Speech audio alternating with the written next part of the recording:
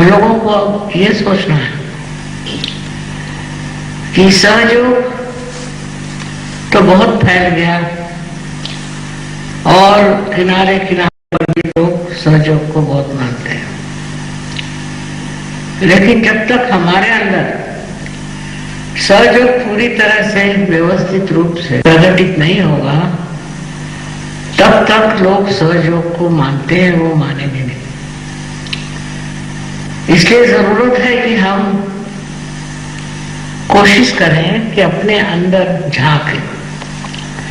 यही कृष्ण का चरित्र है कि हम अपने अंदर झांकें और देखें कि हमारे अंदर खुद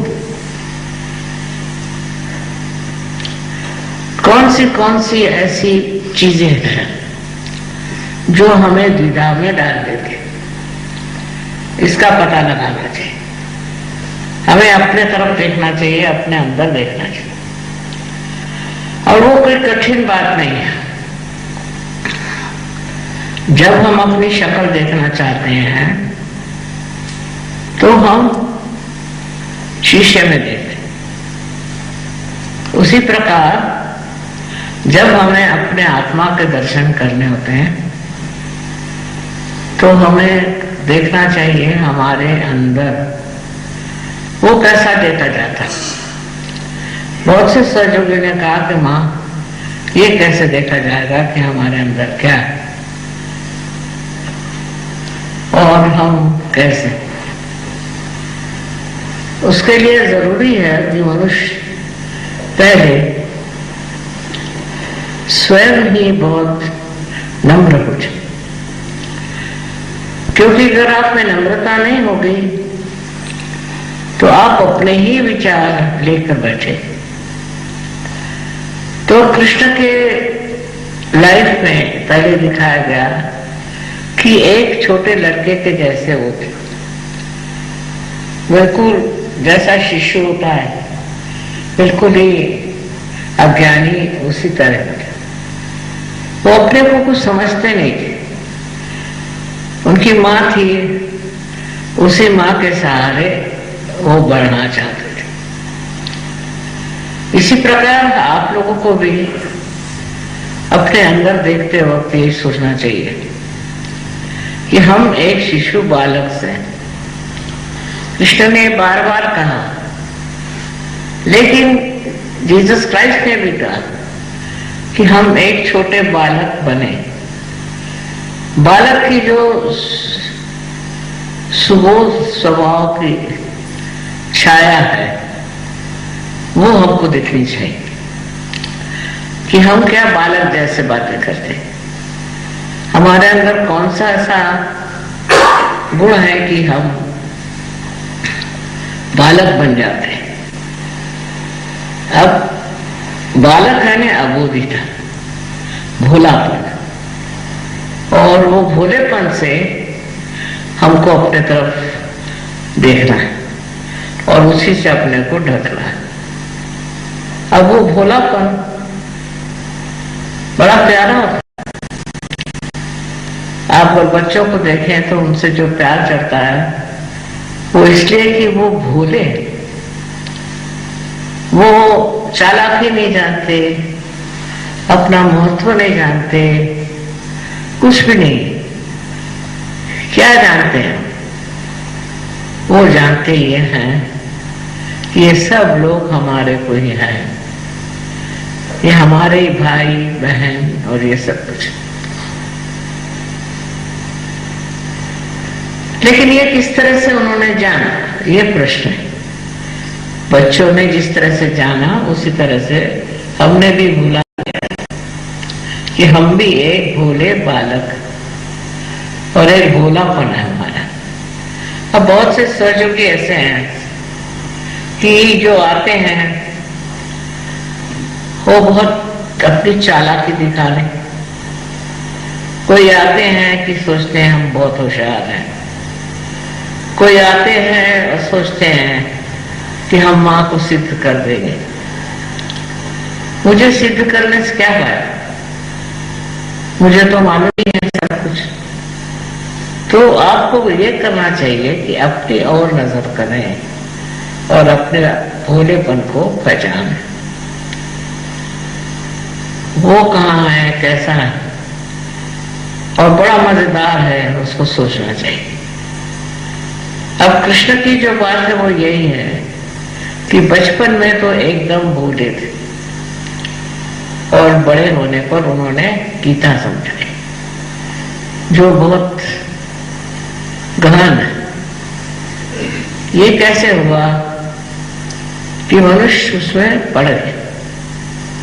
इसी प्रकार हम भी सहज में बढ़ सकते, हमने पाया है, लेकिन उसमें अभी तक हम बढ़े नहीं। और बढ़ने के लिए हमें चाहिए कि जो अपने बारे में ख्यालात हैं उसको छोड़ दें। पहले तो बच्चे जैसा स्वभाव होना चाहिए। अब ऐसा किसी से कहे कि आप बच्चे जैसा स्वभाव बनाओ तो कठिन बात है। ऐसा तो नहीं कर सकते कि आप जो हैं वो छूट के आप बच्चे बन जाओ। लेकिन बच्चों के साथ रहकर बच्चों के प्रति एक आस्था रखिए, उनकी बातों को देख करके आप बहुत फर्क कर सकते और बदल सकते हैं सारी चीजें अपने अंदर की।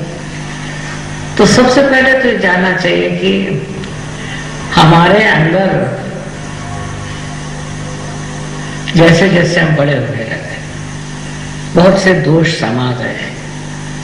उस दोषों को कैसे निकालना चाहिए, कैसे कैसे दोष हमारे अंदर आए, इसको अगर हम सोचे नहीं, उधर ध्यान दें, तो हम इसको ठीक कर सकते हैं। ध्यान ऐसे देना है कि जैसे हम किसी से जोर घृष्टता से बात करते हैं या हम किसी को ताड़ना करना चाहते हैं, या हम सोचते रहते हैं कि दूसरे आदमी को हम कैसे ठीक करें। जब हमारा चित्त दूसरों पे जाता है तभी हम अपने से हट जाते हैं, क्योंकि हमें खुद ठीक होना। इसलिए दूसरों के बारे में सोचने से क्या फायदा। तो सबसे पहले हमें अपने बारे में ही दृष्टिपात करना चाहिए, देखना चाहिए। पर वो सब हो रहा है और वो बताया हमने, वो तो सहयोग में घटित भी हो रहा है, क्योंकि अंदर ही कुंडलिनी जागृत होती है और वो सब रास्तों में दिखा देती है। अब रही बात ये कि हम किस तरह से जो मलिनता है उसको ठीक कर सकते हैं। पहली तो बात यह है कि दूसरों के दोष देखने की जो हमारी दृष्टि है उसको बदल दें, क्योंकि वही दोष हमारे अंदर भी है। तो दूसरों के दोष देखने से हमारे अंदर क्या दोष है ये देखना चाहिए। अगर ये देखना हमें आ जाए तो बहुत कुछ अपने आप ठीक हो जाएगा। कोई साधु संतों का क्या है कि वो अपने अंदर के ही दोष देखते हैं और अपने ही को सोचते हैं कि ये ऐसे क्यों हो गए, हम ऐसी कड़ी बात हम क्यों कहते हैं, ऐसी झूठी बात क्यों कहते हैं। तो ये अपने को देखने का एक प्रवाह है। ज्यादातर हम उसको मानते नहीं और उस प्रवाह में बैठते नहीं, हम अपने को उससे अलग समझते हैं। पर ऐसी बात नहीं है। अगर हम समझ लें कि हमारे अंदर जो ये प्रवाह है जो हमें ऐसे रास्ते पर ले जाता है कि जहां हम अपने को नहीं पहचान सकते, तो फिर आदमी अंदर की तरफ मुड़ सकता है। अब कहने से कि तुम अंदर की तरफ जाओ, ध्यान करो, अपने अंदर की बहुत सी बातें निकालो, सब कहने को तो कह देंगे, लेकिन उससे नहीं होगा। इसीलिए ध्यान करना, प्रयत्नशील रहना चाहिए। और हमारे पास ऐसे साधन हैं, जैसे कृष्ण का ध्यान करना। कृष्ण के ध्यान से हमारी अंदर की सफाई हो जाती है। पर हम उल्टे हैं, तो कृष्ण के ध्यान में हम हैं कि हम दूसरों के दोष देखते हैं।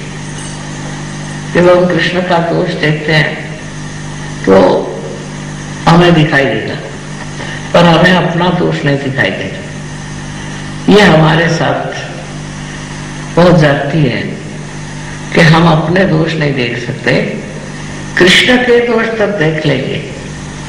बहुत से लोग मैंने देखा, किताबें लिखी उन्होंने कि कृष्ण में क्या क्या दोष थे, क्या गलत काम किए, उनको कैसे रहना चाहिए। अपने बारे में वो नहीं चाहते, लेकिन जब अपने बारे में भी सोचते हैं और जब देखा जाता है तो कभी भी ये दृष्टि नहीं होती कि भाई हमारे अंदर ये दोष है और ये चला जाना चाहिए। तो हम दूसरों के दोषों पे अटक जाते हैं। यही हमको करना है कि अपने अंदर क्या दोष है उसे देखा जाए। कृष्ण से बढ़ के और मैं कोई योगी मानती नहीं हूं, क्योंकि उन्होंने ये रास्ता बताया कि तुम अपने अंदर की गलतियां देखो, अपने अंदर के दोष देखो। ये बहुत बड़ी बात है। उन्होंने सिर्फ कह दिया, करने वाले बहुत कम। ज्यादातर दूसरों के दोष देख लीजिए तो सबको याद है, सबको मालूम है। अपने दोष बहुत कम लोगों को समझ में आते हैं, इसीलिए वो ठीक नहीं हो पाते। अपने दोषों से परिचित होना चाहिए और हंसना चाहिए अपने ऊपर कि देखो हम क्या दोष कर रहे हैं, हमारे अंदर क्या दोष है।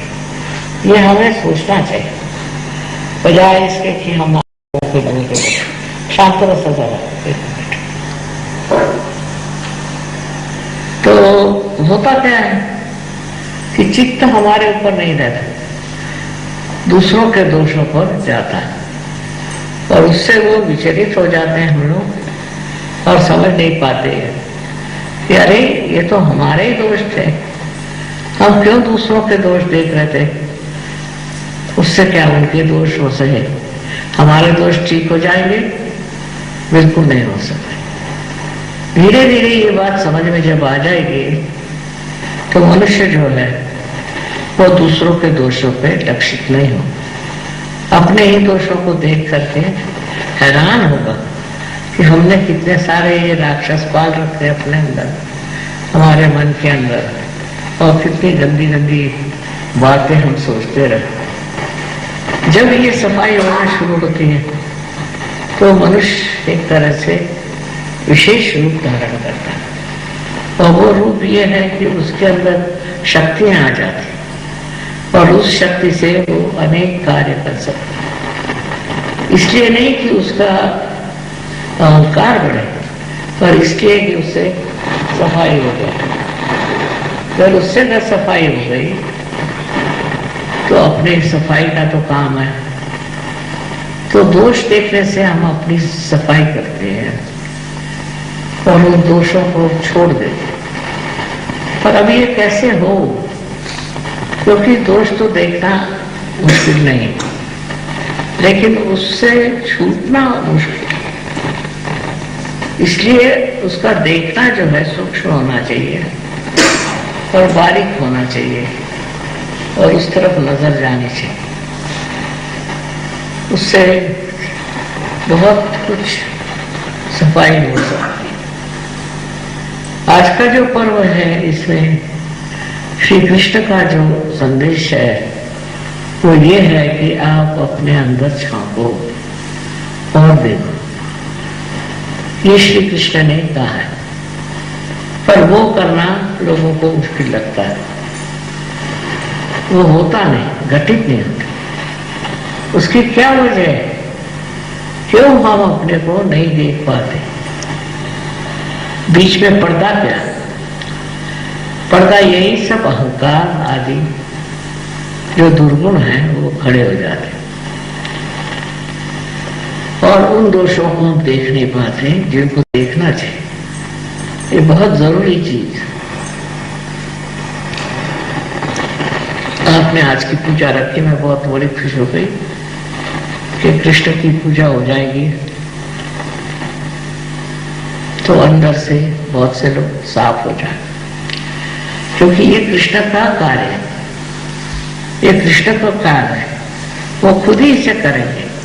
पर आप उधर रुचि दिखाए, उधर झुकाव दिखाइए कि आप चाहते हैं कि आपकी पूरी तरह से सफाई हो जाए। आप जानते नहीं हैं कि कितना गहन ये तो हमारे यहाँ का प्रश्न है। इस प्रश्न को ठीक करने के लिए बड़ी मेहनत करनी पड़ी। लोग पहले कसरत करते थे, गुरु के आदेश सुनते, बहुत कुछ करते थे बेचारे, पर गहनता नहीं आती थी। अब आप तो सहयोगी हैं, आपके लिए मुश्किल है। तो मैं यही कहूंगी कि आप अपने अंदर झांकना सीखिए, बड़ा मजा आएगा। अभी तक तो ठीक थे, और अभी पता नहीं क्यों इस तरह से करने लग गए। आप अपने तरफ नजर करिए, ये कैसा चलता है मामला, तो बड़ा मजा आएगा आपको अपनाए। आप देखकर हंसेंगे और कहेंगे अरे वाह क्या कहने। फिर एक तरह का भोलापन आपके अंदर जागेगा। यही कृष्ण की बाल लीला है। जब इस भोलेपन से आप स्नात होंगे, जब इसी से नहा लेंगे भोलेपन से, तो आपकी नजर जो है वो बहुत स्टडी हो जाएगी। अपने आप अपने को आप समझने लगे। असल में दोष हमारे ही अंदर है, दूसरों के दोष देखने से हमारे कैसे ठीक होगा। एक सादा सा एक प्रश्न है, अगर हमारे साड़ी पर कुछ गिरा है और हम इसे हटाते नहीं, और अगर दूसरों को बुरा कहते हैं उससे चले जाएगा, नहीं जाएगा। इतनी तो अकल है हमारे पास, पर वो अकल हम इस्तेमाल नहीं करते, और इसीलिए इस अकल को भी आप इस्तेमाल करें।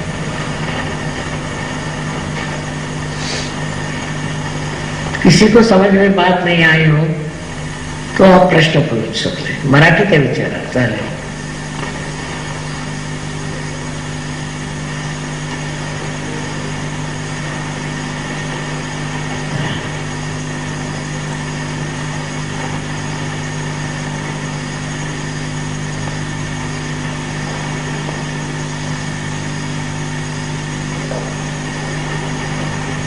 कुछ तो सवाल पूछना चाहिए ना।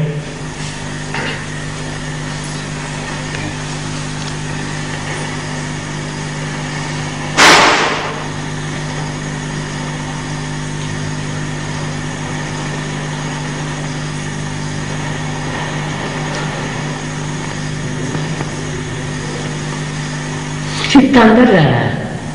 अब देखिए अपना चित्त जा रहा है अंदर, हम धकेल रहे हैं, पर अब अपने आप होना चाहिए। चित्त को आदत हो जाएगी कि वो अपने आप अंदर जाएगा।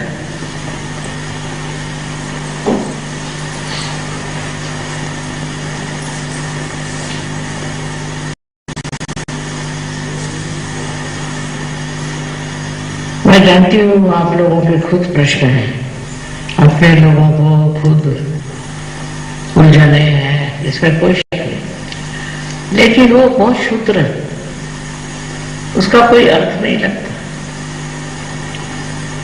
उससे ऊपर उठने की बात होती है हमेशा, पर लोग कहते हैं वहां कैसे उठा जाए।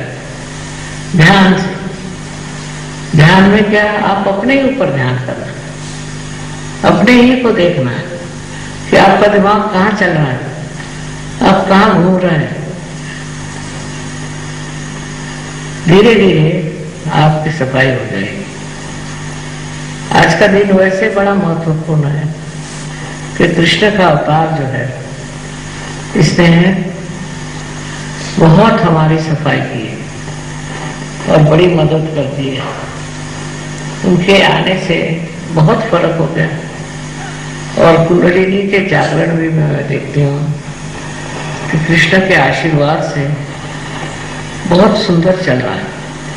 आप लोग जरा अपनी तरफ ध्यान दें। एक तो अपने से नाराज नहीं होना, और दूसरों से नाराज नहीं। बड़ा आनंद है, यही कृष्ण की पूजा है।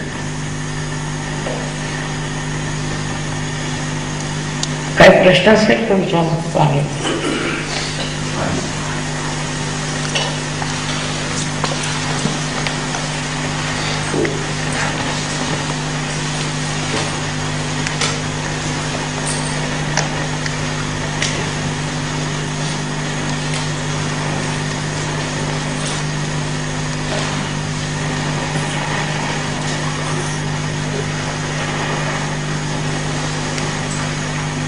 विचारा पाहिजे प्रश्न।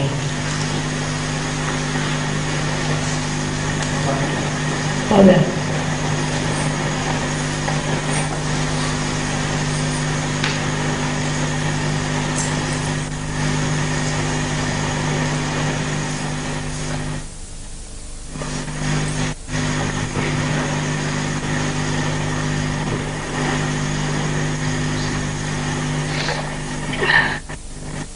काय म्हणे?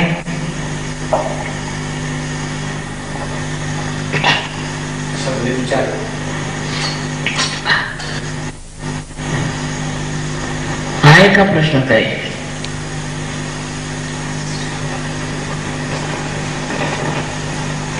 ध्यानामध्ये निर्विचारता कशी आहे? तर पुढे या। ध्यान करताना निर्विचारता कशी आहे? ध्यानामध्ये निर्विचारता कशी आहे? ध्यानामध्ये निर्विचारता कशी आहे?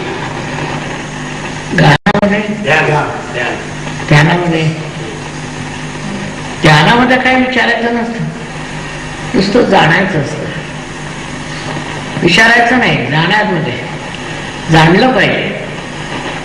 आता हे तुमचंच आहे तारतम्य की तुम्ही काही जाणलं की नाही। तुम्ही ध्यानात होते, त्यात काय जाणलं? तर सर्वात प्रथम तुम्हाला तुमचे दोष दिसले, हे तुमचं चुकलं होतं, बरोबर नव्हतं, हे जे गडबड होती। स्वतःच दिसलं म्हणजे ते खरं आहे। समजा आपण आरशात बघायचं तर त्याच्यामध्ये आपला फोटो दिसला पाहिजे ना। दुसऱ्यांचा बघून काय फायदा? आमचं काय आहे की आम्ही दुसऱ्यांचाच फोटो बघतो, तर दोष कसे दिसणार?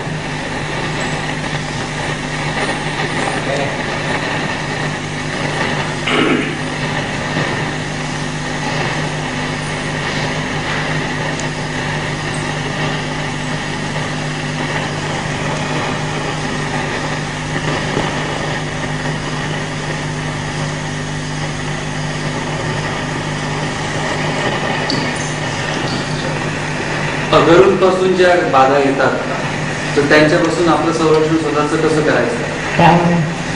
अगरूंपासून आपल्याला अगरूंच्या ज्या बाधा येतात त्याच्यापासून आपलं संरक्षण कसं करायचं?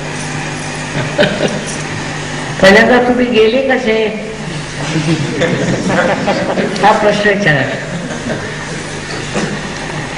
अगुरूकडे कोणत्या गोष्टींनी अट्रॅक्ट झाले, कसे गेले, हा स्वतःलाच प्रश्न करायचा। म्हणजे तुमच्या लक्षात येईल की त्या अगुरूमध्ये जे दोष होते तेच तुम्ही बघितले नाही, तेच तुम्ही सांभाळले नाही।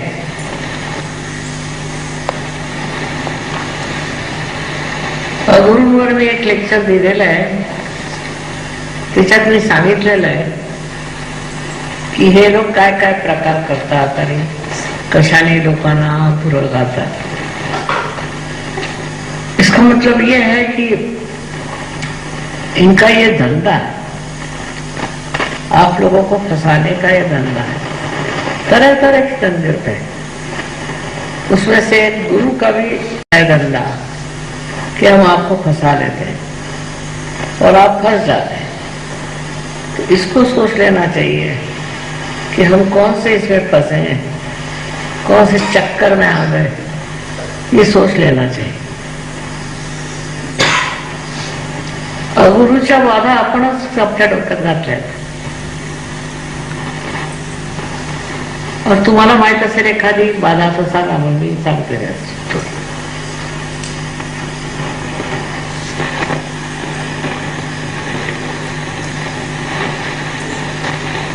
बोले ना. कैसा टाइप है? हाँ नहीं बोले.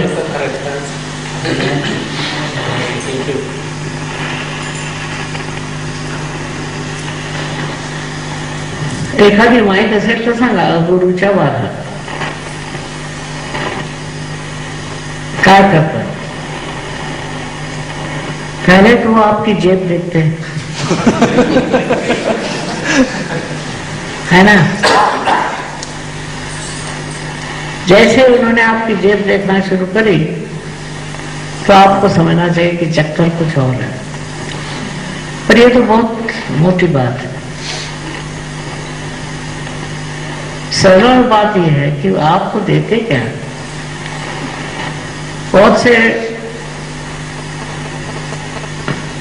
कोई चक्कर में नहीं डालना चाहते, पर अपना महत्व करना चाहते और इसलिए गुरु बन जाते हैं. असं ही असतं स्वतःचं महत्व. तो ये देखना चाहिए. इसका मतलब आपको क्रिटिकल होना चाहिए इस मामले में, तो उससे छूट जाएगा. लेकिन ज्यादातर लोग उन्हीं की बाधाएं नहीं लेते. उनका अहंकार, उनका गुस्सा, उनकी तबीयत, बहुत सी बातें आप गुरु से की ले लेते. फिर ऐसे गुरु जब बीमार पड़ते हैं तो उसकी छाया आपके अंदर भी दिखाई देती है.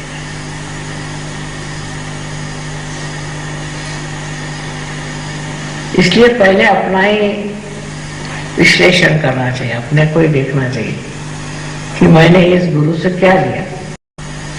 बहुत जरूरी है. तब जब सफाई होगी आपकी तो आप देखेंगे कि बड़ा फायदा रहेगा.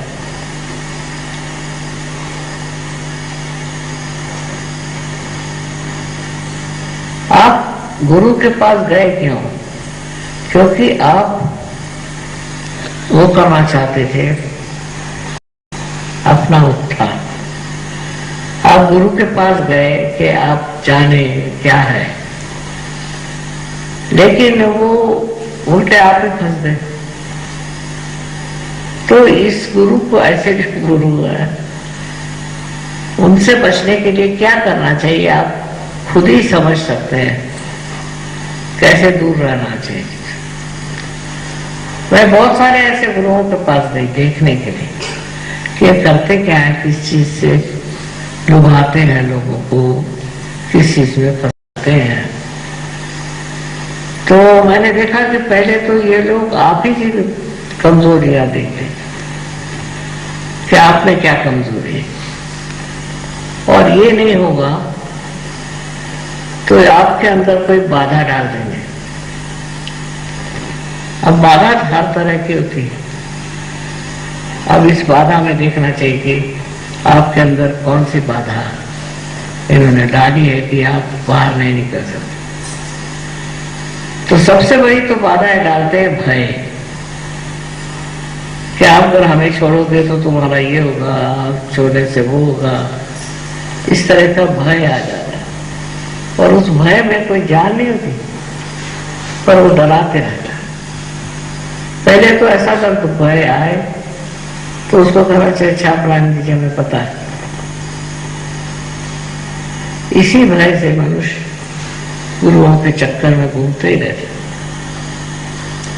उसके लिए कृष्ण है, और सबका भय निकाल देते हैं.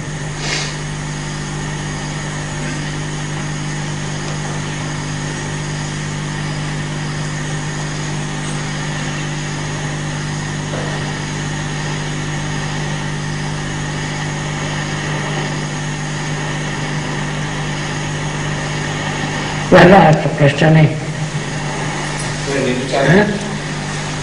सगळे निर्विचार मध्ये काय सगळे निर्विचार मध्ये बसले. तो नाही.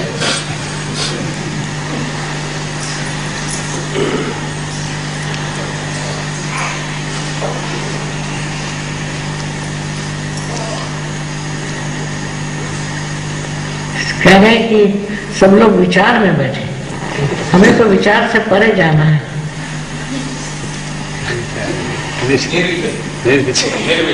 निर्विचार वो कैसे होगा?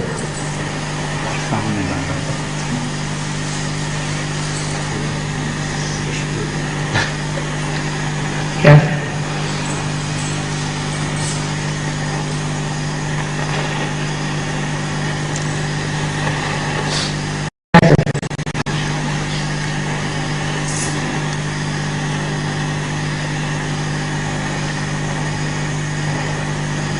इतनी अच्छी पूजा बनाई है आपने कि मैं भी देखते ही रह जाती हूँ।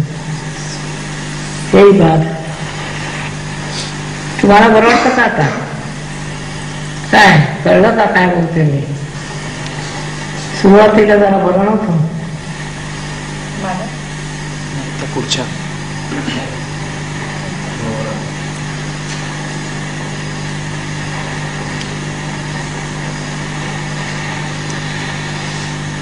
हा आता बरं आहे. वातावरण कसं आहे? शांत, आणखी प्रेमळ.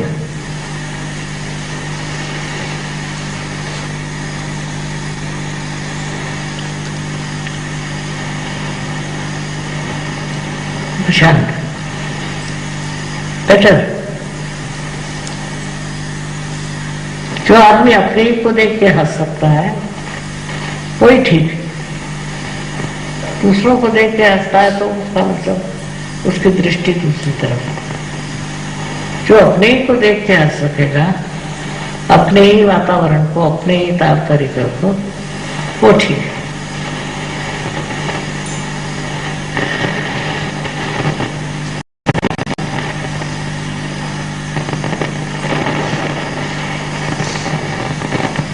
बेटा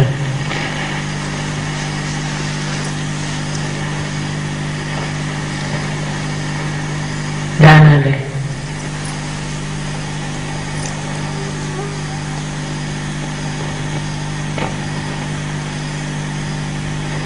अनंत आ जाए.